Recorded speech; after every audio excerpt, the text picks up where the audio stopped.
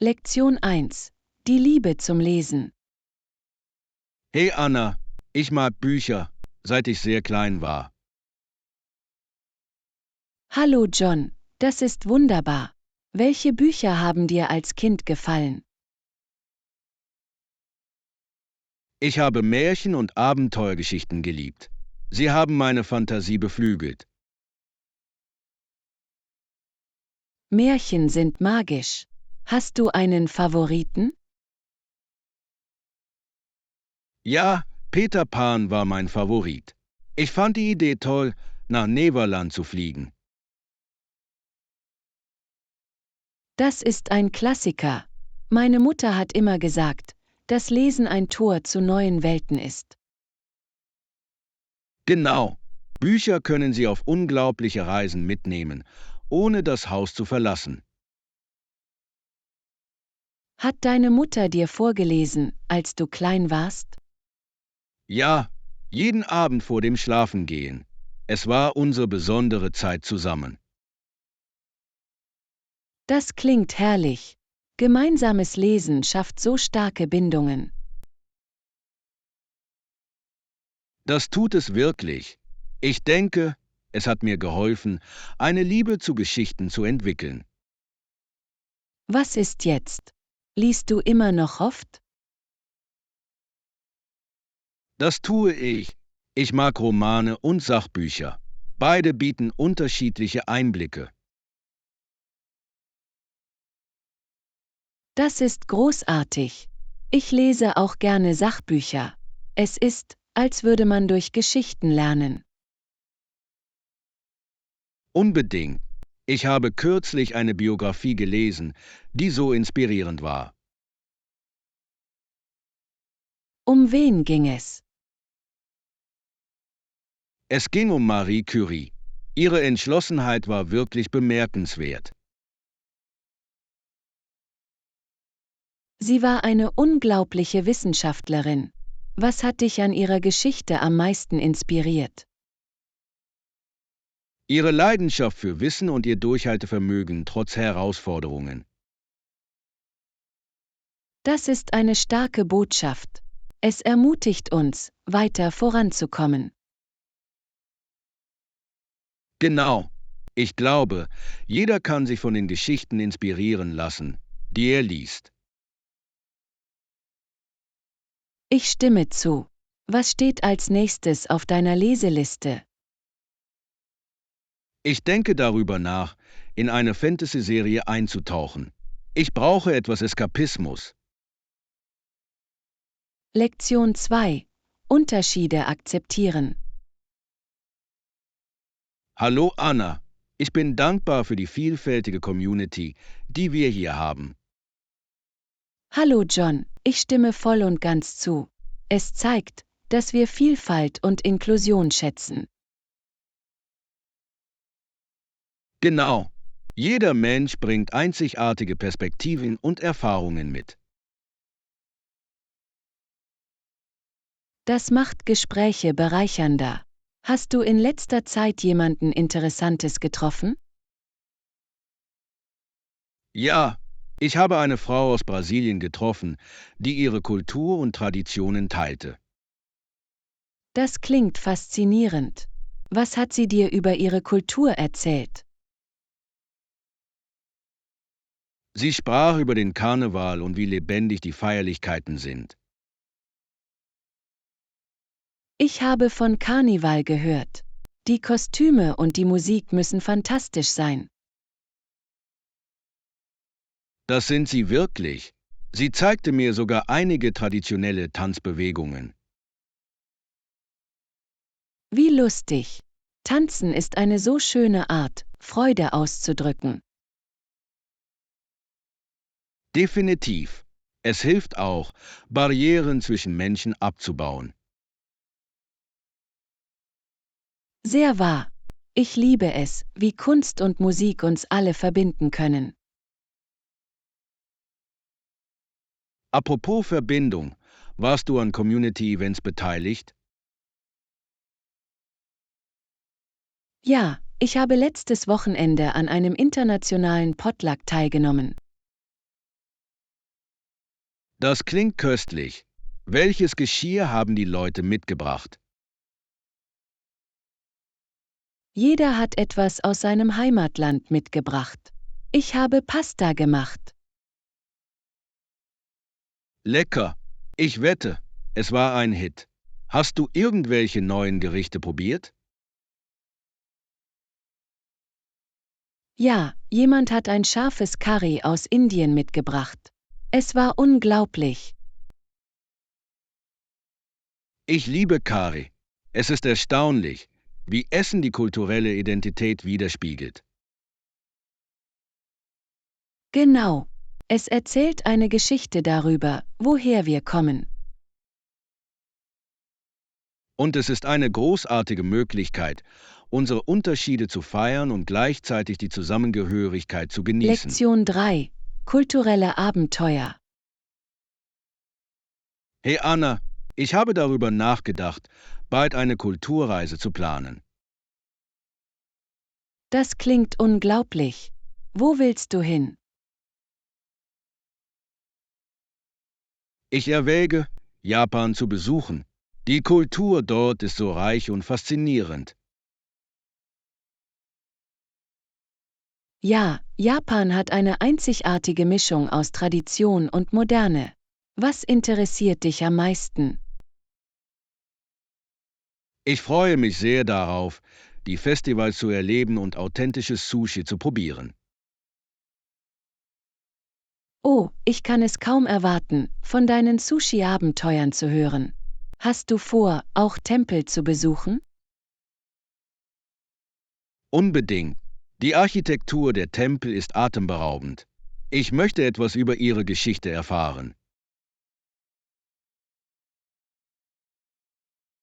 Das wäre so bereichernd. Wusstest du, dass jeder Tempel seine eigene Geschichte hat? Ja, ich habe gelesen, dass sie oft die lokale Kultur und den Glauben widerspiegeln. Es ist unglaublich, wie viel Geschichte mit Orten verknüpft ist. Hast du vor, andere Städte zu erkunden? Definitiv. Ich möchte Kyoto wegen seiner wunderschönen Gärten und traditionellen Teezeremonien sehen. Das klingt herrlich. Teezeremonien sind ein so ruhiges Erlebnis. Ich kann es kaum erwarten, an einem teilzunehmen. Es gibt auch so viel über japanische Etikette zu lernen. Ja, Manieren sind in der japanischen Kultur sehr wichtig. Hast du dir irgendwelche Klassen angesehen? Hab ich. Ich habe einige Sprach- und Kochkurse gefunden, die interessant aussehen. Das ist eine tolle Idee. Das Erlernen der Sprache wird ihre Erfahrung verbessern. Genau. Ich kann es kaum erwarten, alles zu planen und in die Kultur einzutauchen. Es klingt wie ein Abenteuer fürs Leben. Du wirst so viele Geschichten zu erzählen haben. Ich hoffe es. Die Erforschung neuer Kulturen erweitert unseren Horizont und bereichert unser Leben. Lektion 4. Ein Hoch auf Wellness. Hey Anna, ich habe gehört, dass du dich auf einen gesünderen Lebensstil konzentriert hast. Hallo John, ja. Ich habe angefangen, regelmäßig Sport zu treiben und besser zu essen. Das ist wunderbar zu hören. Was hat Sie zu diesen Änderungen inspiriert? Ich wollte mich energischer fühlen und mein allgemeines Wohlbefinden verbessern. Das ist eine tolle Motivation. Was für Übungen machst du? Ich habe eine Mischung aus Cardio und Krafttraining gemacht. Es ist herausfordernd, macht aber Spaß. Das klingt nach einem ausgewogenen Ansatz. Hast du ein Lieblingstraining? Ich fahre sehr gerne Rad. Es ist erfrischend und eine großartige Möglichkeit, die Natur zu erkunden. Radfahren ist genial. Hast du irgendwelche schönen Routen in der Gegend entdeckt? Ja, es gibt einen schönen Pfad am Fluss. Die Landschaft ist atemberaubend. Das klingt perfekt. Die Natur kann das Bewegungserlebnis wirklich verbessern. Unbedingt. Und es hilft mir auch, den Kopf frei zu bekommen. Magst du auch Fitness? Ich versuche aktiv zu bleiben. Ich wandere gerne und gehe manchmal im Park joggen. Wandern ist fantastisch. Es ist eine großartige Möglichkeit, sich mit der Natur zu verbinden und fit zu bleiben. Genau. Außerdem fühlt es sich lohnend an, den Gipfel eines Trails zu erreichen. Definitiv. Ich liebe dieses Erfolgserlebnis. Was tust du, um motiviert zu bleiben? Ich setze mir kleine Ziele und verfolge meine Fortschritte. Es hält mich konzentriert und inspiriert mich. Das ist eine kluge Strategie. Ich habe mit der Zubereitung von Mahlzeiten begonnen, um mit meiner Diät Schritt zu halten. Die Zubereitung von Mahlzeiten verändert das Spiel. Es macht gesundes Essen so viel einfacher. Ja, das spart Zeit und hilft mir, ungesunde Snacks zu vermeiden. Ein Hoch auf Ihr Engagement für einen gesünderen Lebensstil. Du machst das großartig. Lektion 5. Ein historisches Unterfangen. Hey Anna, ich habe von 1824 bis 1829 über ein faszinierendes Projekt gelesen. Hallo John, worum ging es bei dem Projekt? Merit und seine Freunde heuerten Arbeiter an, um Tonnen Erde für einen Kanal wegzugraben. Das klingt nach einem riesigen Unterfangen. Was war der Zweck des Kanals? Es sollte die Transport- und Handelswege in der Region verbessern. Das macht Sinn. Kanäle können die lokale Wirtschaft erheblich ankurbeln. Standen Sie vor irgendwelchen Herausforderungen? Definitiv. Sie stießen auf schwieriges Gelände und Wetterprobleme. Es war nicht einfach. Das kann ich mir vorstellen. Was hat Sie motiviert, trotz der Schwierigkeiten weiterzumachen? Sie glaubten an die langfristigen Vorteile und das Potenzial für Wohlstand. Das ist inspirierend. Es ist erstaunlich, wie Visionen Menschen dazu bringen können, Hindernisse zu überwinden. Genau. Ihre Entschlossenheit zahlte sich aus, als der Kanal endlich fertiggestellt war. Wann wurde es offiziell eröffnet? Es wurde 1829 eröffnet und veränderte die Art und Weise, wie Waren transportiert wurden. Das ist beeindruckend. Haben Kanäle wie dieser auch andere Regionen beeinflusst? Ja, viele Gebiete haben ähnliche Projekte zur Verbesserung des Handels und der Konnektivität verabschiedet. Es ist interessant, wie ein Projekt einen Trend für zukünftige Entwicklungen setzen kann. Richtig? Es zeigt, wie Innovation und harte Arbeit zu dauerhaften Veränderungen führen können. Ich liebe es, durch so eindrucksvolle Geschichten etwas über Geschichte zu lernen. Hat Merit Anerkennung erlangt? Das hat er. Seine Bemühungen wurden gefeiert und er wurde zu einer Schlüsselfigur der Lokalgeschichte. Lektion 6. Vorbereitungen für das Wochenende. Hey Anna, bist du mit deinen Wochenendeinkäufen fertig? Noch nicht. Ich muss noch ein paar Dinge abholen. Wie steht's mit dir? Ich habe das meiste erledigt, aber ich muss noch ein paar Einkäufe erledigen. Das ist klug. Was kaufst du normalerweise für das Wochenende? Ich mag es, mich mit frischem Obst, Gemüse und Snacks für den Filmabend einzudecken. Klingt köstlich. Hast du einen Lieblingsfilm, den du dir ansehen willst? Ja, ich will den neuen Actionfilm sehen, über den alle reden. Oh, davon habe ich gehört. Basiert es auf einem Buch oder einer Originalgeschichte? Es ist eine originelle Geschichte. Ich liebe es, wenn Filmemacher auf neue Ideen kommen. Ich auch. Das macht die Dinge spannend. Schaust du normalerweise alleine oder mit Freunden Filme? Ich schaue lieber mit Freunden zu. Es macht mehr Spaß, das Erlebnis zu teilen. Ich stimme zu.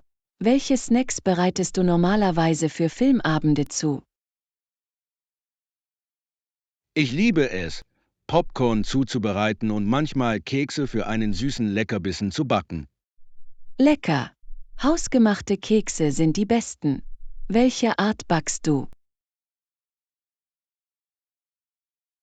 Chocolate Chip ist mein Favorit.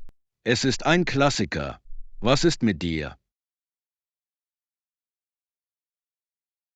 Ich mache gerne Haferflocken-Rosinenkekse.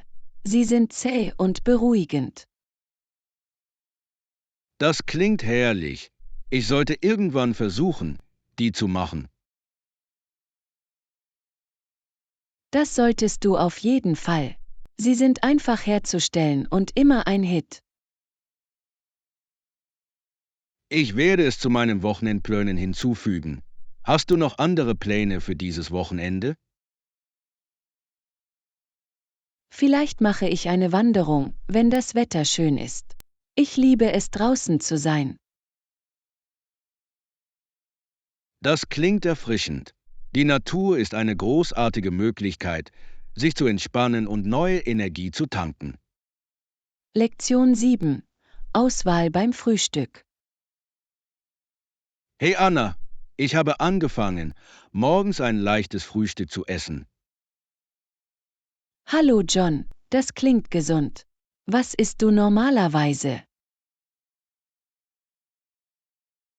Normalerweise nehme ich mir einen schnellen Smoothie und etwas Obst, bevor ich losgehe. Das ist eine tolle Idee. Smoothies sind so nahrhaft. Was steckst du in deine? Ich mische Bananen, Spinat und Joghurt für einen erfrischenden Start. Lecker.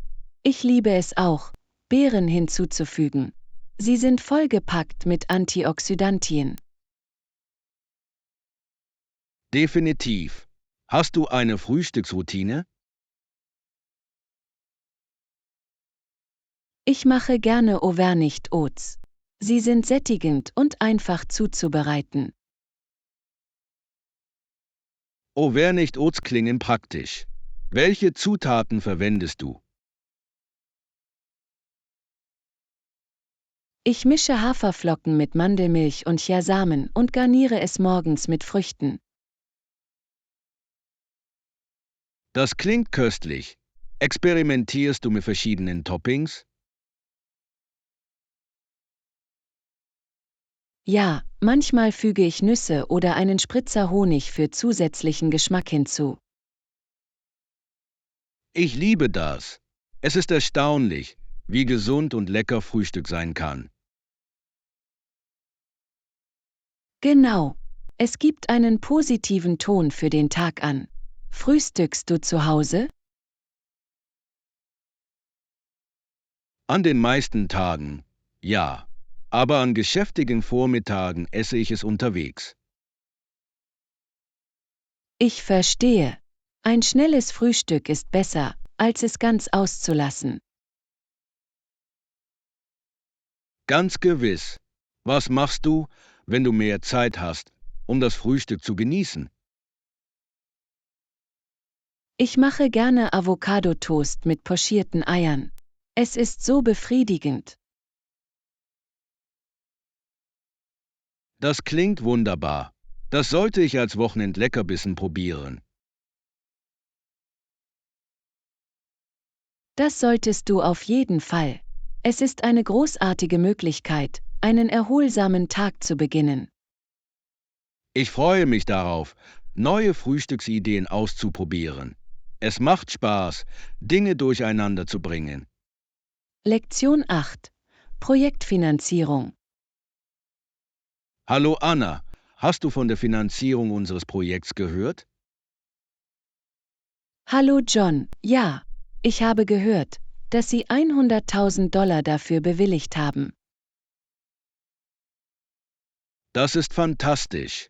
Es liegt definitiv in dem Bereich, den wir zuvor besprochen haben. Unbedingt. Ich bin gespannt, wie wir dieses Budget effektiv nutzen können. Ich auch. Was sollten Ihrer Meinung nach unsere obersten Prioritäten sein? Ich glaube, wir sollten uns zuerst auf Forschung und Entwicklung konzentrieren. Ich stimme zu.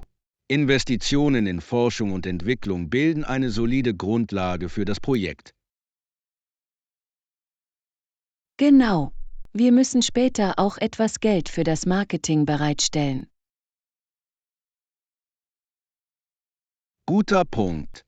Marketing wird uns helfen, unsere Zielgruppe effektiv zu erreichen. Ja, wenn wir eine starke Kampagne erstellen, wird das unsere Sichtbarkeit erhöhen. Haben Sie über mögliche Marketingstrategien nachgedacht, die wir verwenden könnten? Ich dachte an Initiativen für soziale Medien und soziales Engagement. Das sind großartige Ideen. Die Zusammenarbeit mit der Community kann Vertrauen aufbauen. Ja, und es hilft, langfristig einen treuen Kundenstamm aufzubauen. Apropos Kunden, wir sollten auch deren Feedback bei der Entwicklung berücksichtigen. Unbedingt. Ihr Beitrag kann uns dabei helfen, bessere Entscheidungen zu treffen. Es dreht sich alles um Zusammenarbeit. Was ist der nächste Schritt in unserer Planung? Ich denke, wir sollten ein Treffen vereinbaren, um unsere Ziele und Zeitpläne zu skizzieren. Das klingt perfekt. Stellen wir sicher, dass alle auf derselben Seite sind. Genau. Klare Kommunikation wird uns zum Erfolg führen. Ich freue mich darauf, dieses Projekt starten zu sehen. Lektion 9. Theatralische Anfänge. Hey Anna, ich habe über die Geschichte des Theaters in Stratford, Ontario, gelesen. Hallo John, das klingt interessant. Was hast du herausgefunden? Ich erfuhr, dass es dort bis vor kurzem noch keinen Versuch gab, ein Shakespeare-Theater zu spielen. Wirklich. Ich hätte gedacht, ein so berühmter Dramatiker würde zu frühen Aufführungen inspirieren. Das würdest du denken. Stratford ist heute für seine Kunstszene bekannt, aber es hat einige Zeit gedauert, bis sie sich entwickelt hat. Das ist überraschend. Was denkst du, hat sich im Laufe der Jahre geändert? Ich denke, die Gründung des Stratford Festivals im Jahr 1953 hat eine große Rolle gespielt. Ja, ich habe von dem Festival gehört. Es muss eine Menge Talent und Publikum angezogen haben. Unbedingt. Es machte Stratford zu einem Zentrum für Theaterliebhaber aus aller Welt. Das ist fantastisch. Welche Art von Theaterstücken zeigen Sie normalerweise? Sie konzentrieren sich auf Shakespeare-Stücke, zeigen aber auch moderne Werke und Musicals. Das klingt nach einer großartigen Mischung. Hast du ein Lieblingsstück von Shakespeare?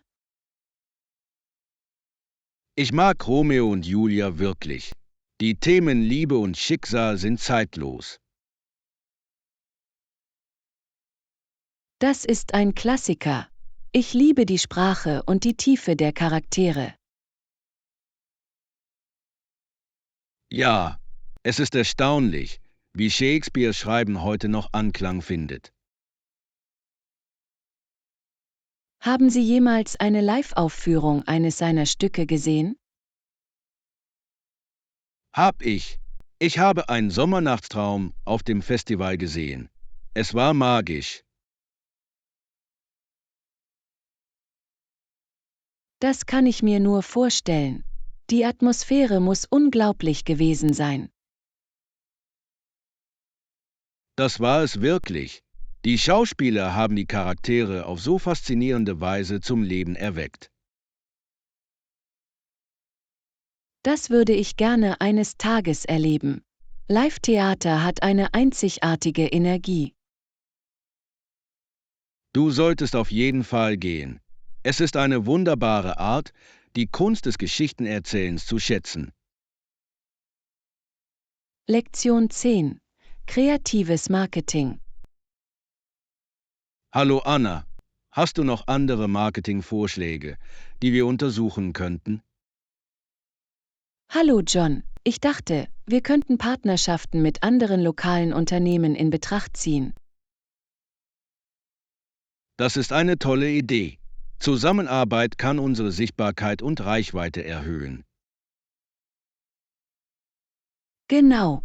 Wir könnten zum Beispiel mit einem Café zusammenarbeiten, um Werbeaktionen mit Co-Branding abzuhalten. Ich liebe das. Ein Sonderrabatt für Kunden, die beide Dienste nutzen, könnte mehr Menschen anziehen.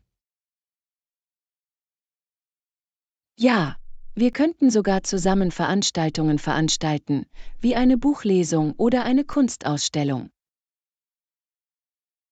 Das klingt nach Spaß.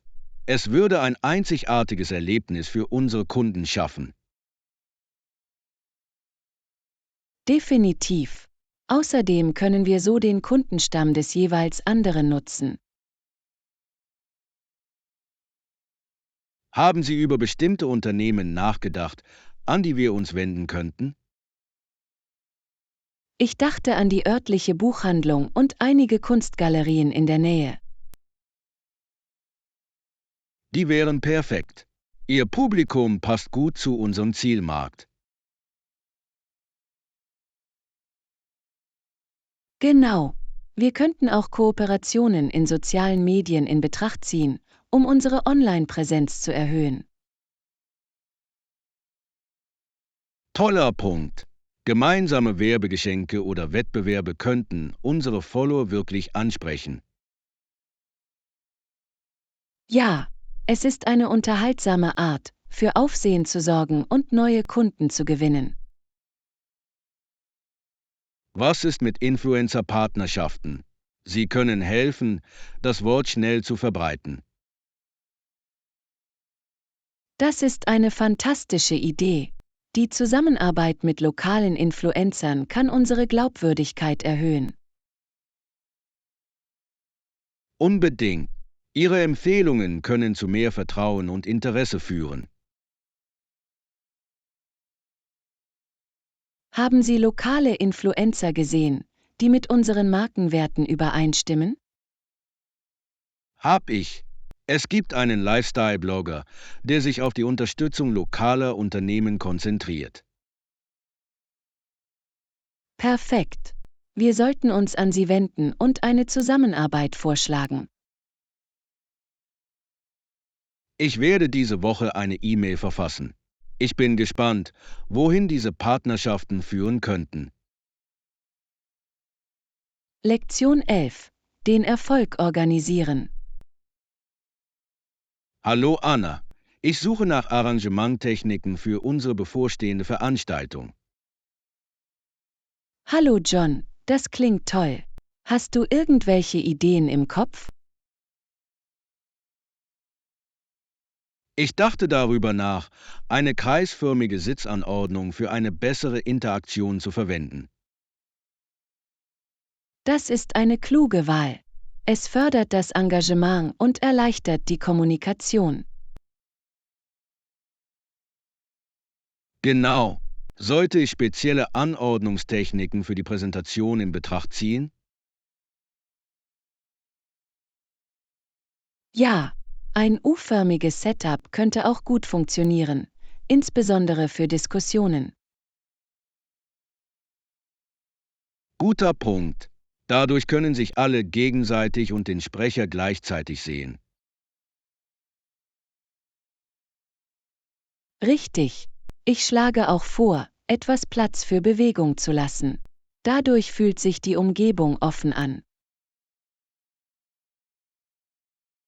Tolle Idee. Wenn Menschen Platz haben, um sich zu bewegen, kann eine angenehmere Atmosphäre geschaffen werden. Denken Sie auch an die Beleuchtung. Es kann die Stimmung für die Veranstaltung bestimmen. Unbedingt. Die richtige Beleuchtung kann einen großen Unterschied darin machen, wie sich Menschen fühlen. Und vergiss die Dekorationen nicht. Sie können das Thema und die allgemeine Stimmung verbessern. Ja, wir könnten Banner und Tafelaufsätze verwenden, die zu unserem Veranstaltungsthema passen. Ich liebe das. Es verleiht eine persönliche Note und macht den Raum einladender. Was ist mit audiovisuellen Arrangements? Sollte ich das auch einplanen? Definitiv.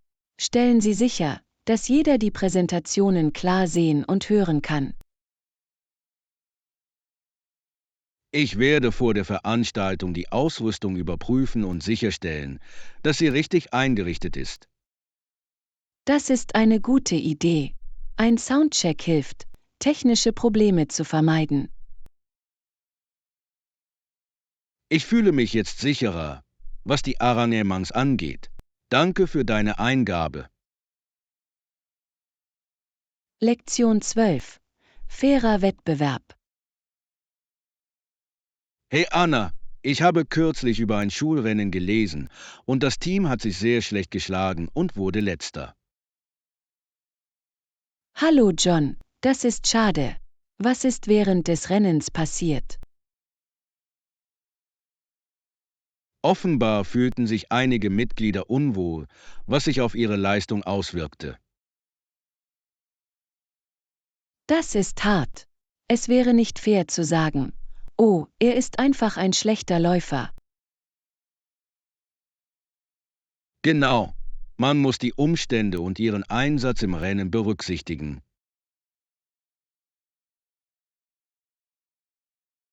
Richtig. Jeder hat freie Tage, und das definiert nicht seine Fähigkeiten insgesamt. Ich stimme zu. Es ist wichtig, sich gegenseitig zu unterstützen, unabhängig vom Ergebnis.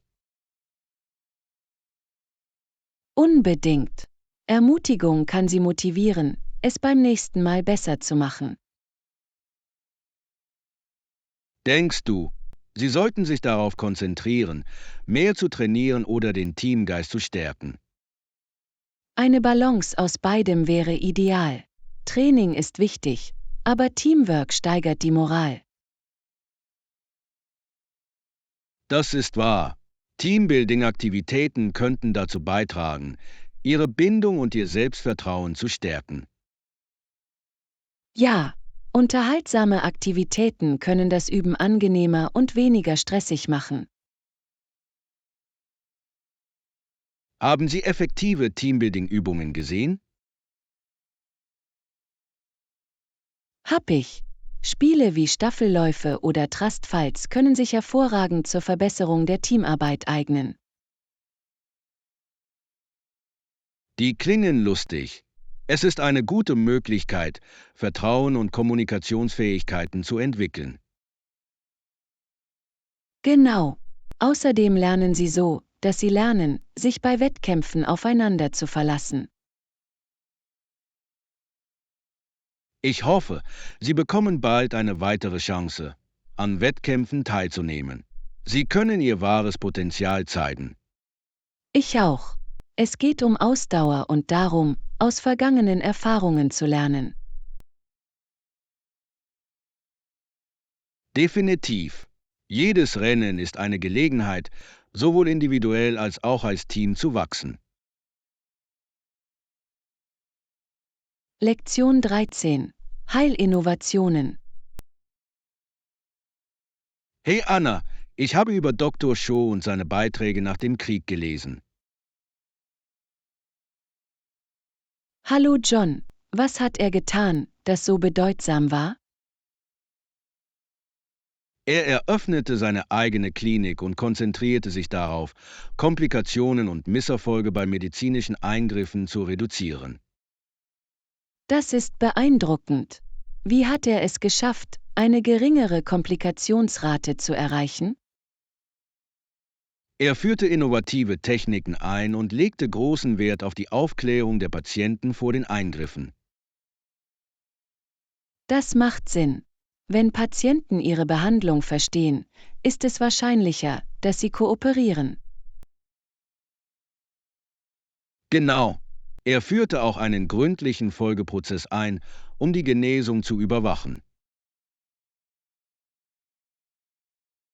Das ist eine großartige Strategie. Es muss geholfen haben, Probleme frühzeitig zu erkennen. Ja, sein Ansatz verbesserte nicht nur die Behandlungsergebnisse, sondern schuf auch Vertrauen in die Gemeinschaft. Vertrauen ist im Gesundheitswesen von entscheidender Bedeutung. Hat er mit anderen Fachleuten zusammengearbeitet? Definitiv. Er arbeitete mit Krankenschwestern und Spezialisten zusammen, um einen umfassenden Pflegeplan zu erstellen. Das klingt nach einem abgerundeten Ansatz. Teamwork kann die Patientenversorgung wirklich verbessern. Ganz gewiss. Es ist faszinierend, wie seine Methoden im medizinischen Bereich neue Maßstäbe setzen. Wurden seine Techniken woanders übernommen? Ja, viele Kliniken sind seinem Modell gefolgt, was zu einer besseren allgemeinen Gesundheitspraxis geführt hat. Das ist wunderbar zu hören. Innovationen wie seine können die Gesellschaft nachhaltig beeinflussen. Unbedingt. Es zeigt, wie eine Person Veränderungen anregen und das Leben verbessern kann. Ich liebe solche Geschichten. Sie erinnern uns daran, wie wichtig Hingabe und Mitgefühl sind. Genau. Es ist inspirierend, darüber nachzudenken, wie wir alle zu positiven Veränderungen beitragen können. Danke fürs Zuschauen. Bitte abonniere, like und teile unsere Videos und Kanäle.